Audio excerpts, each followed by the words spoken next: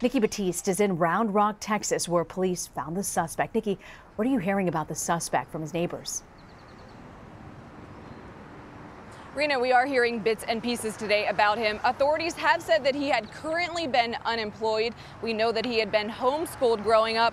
Recently, he did attend a community college here, but he did not graduate. He had been living with some roommates in an apartment not too far from his parents, and some neighbors there described him as polite and smart. But perhaps the most interesting piece we're hearing about him comes from a blog post he allegedly wrote in 2012, where he shared some of his very conservative political views. He said he was opposed to gay marriage and he was opposed to abortion, but he supported the death penalty. And then on a lighter note, just like any other teenage kid that he was at the time, he said he liked cycling, tennis, and listening to music. Rena? So fascinating to hear that juxtaposition. Nikki, are you hearing exactly how police were able to narrow in on the suspect?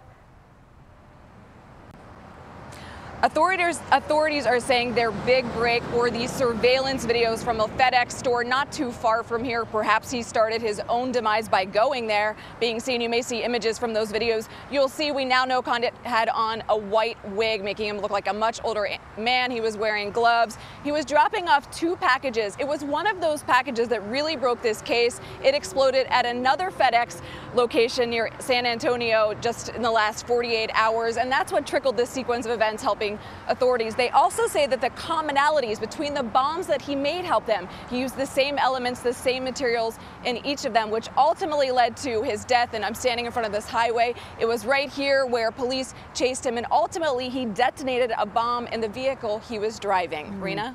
Nikki, any word on motive at this point?